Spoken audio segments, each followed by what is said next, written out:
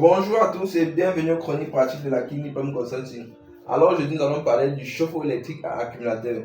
Le chauffe-eau électrique à accumulateur c'est quoi? C'est tout simplement cet appareil électrique qui nous permet de chauffer l'eau et de la conserver sur grande quantité pour l'utiliser quand besoin se manifestera. Alors là, nous avons une coupe de chauffe-eau. Et généralement sous le chauffe-eau vous allez voir deux sorties. Une sortie qui a un petit joint bleu et un côté qui a un joint rouge.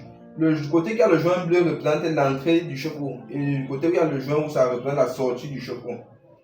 Alors généralement sur le côté bleu, on installe cet appareil qu'on appelle le groupe de sécurité. L'eau va entrer par là et va se retrouver dans le ballon. Là, nous allons revenir pour parler de cet appareil qu'on appelle le groupe de sécurité.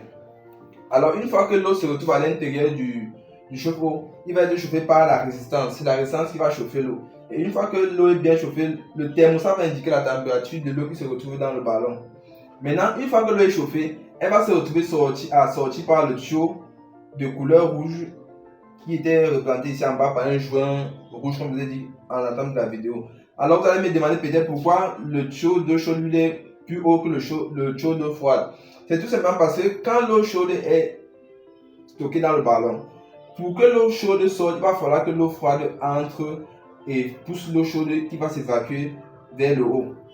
Généralement à l'intérieur, nous avons ce petit raccord là qui est un peu comme un chapeau de ventilation qui va rabattre l'eau vers le bas avant que l'eau va monter progressivement. S'il n'y a pas ce dispositif là, l'eau va se retrouver de monter directement, se mélanger à l'eau chaude et on ne pourra pas avoir une bonne production d'eau chaude. Voilà pourquoi le tuyau d'eau chaude est plus haut que le tuyau d'eau froide. Alors, comme je disais, l'eau est chauffée par la résistance. Et une fois que la résistance fait son travail, le thermostat aussi entre en jeu. Maintenant, ce qu'il faut savoir, c'est que sur le chauffe-eau, quand on parle de nombre de litres, ce n'est pas tout le chauffe-eau. C'est cette partie interne là qu'on appelle la réserve qui permet d'évaluer la quantité d'eau. C'est ça qu'on appelle, c'est ça qui nous détermine le nombre de litres du chauffe-eau. Et après cette couche là, après cette réserve, nous avons cette couche qui est la couche isolante. Généralement, c'est en polyéthane. Et après ça, nous avons la couche blanche que nous voyons généralement à l'extérieur. Maintenant, ce qu'il faut savoir sur le chauffe-eau, c'est que pour avoir un bon chauffe-eau, il faut avoir un chauffe-eau qui a une résistance statique. La résistance statique, c'est quoi? C'est cette partie-là qui nous permet d'éviter que la résistance est en contact avec l'eau. Parce que sur un chauffe-eau à résistance blindée, la résistance est en contact direct avec de l'eau et elle prend le théâtre. Au moment donné, elle prend trop le théâtre. À un moment, elle va chauffer lentement l'eau. À un moment donné, elle va même plus carrément chauffer. Pourquoi? Parce que le théâtre s'est accumulé sur la résistance et elle ne peut plus bien chauffer. À la différence qu'un chauffe-eau qui a une résistance statique va empêcher la résistance d'être en contact avec l'eau. Voilà pourquoi on dit qu'il faut avoir un chauffe-eau qui a une résistance statique.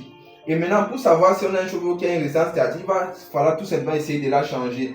Quand on la change, on n'a pas besoin de vider la cuve. Quand on est en présence d'un chauffe-eau statique qui a une résistance statique, autant pour moi, on n'a pas besoin de vider le contenu du chauffe-eau. Or, quand on est sur une résistance blindée, on est obligé de vider le contenu avant de remplacer la résistance.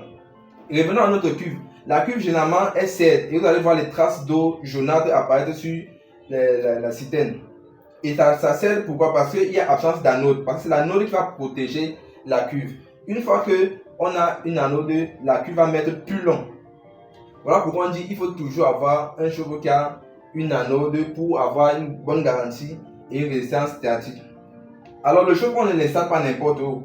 Pourquoi? Parce que généralement le chauffe-eau peut se décrocher. Si on n'a pas eu un bon maçon, on n'a pas utilisé les bons agrégats pour construire notre maison, le chauffe-eau peut se décrocher et se retrouver en dessous, sous l'appareil. Tu peux se retrouver sur l'appareil qui est en dessous, ou alors quand le groupe de sécurité, revenons à notre groupe de sécurité, quand le groupe de sécurité fait son travail, ce qu'il faut savoir, c'est qu'à l'intérieur du chauffe-eau, par moment, on a un excès de pression. Quand l'eau est chauffée et qu'elle excède les 7 bars, le groupe de sécurité va permettre d'évacuer l'excès de pression à l'intérieur. Généralement, quand vous avez une marmite que vous mettez au feu et que l'eau atteint une certaine température, la vapeur va s'évacuer par le couvercle. C'est le même principe avec le chauffe-eau.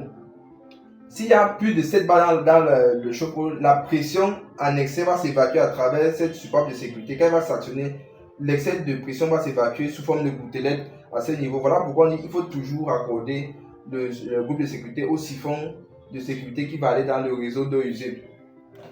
Parfois, il y a d'autres procédures. On peut installer un autre dispositif va permettre de réutiliser cette eau-là. Mais ici, ce n'est pas le sujet aujourd'hui. Alors, on voulait juste vous faire comprendre que le chauffe-eau ne doit pas être installé n'importe comment.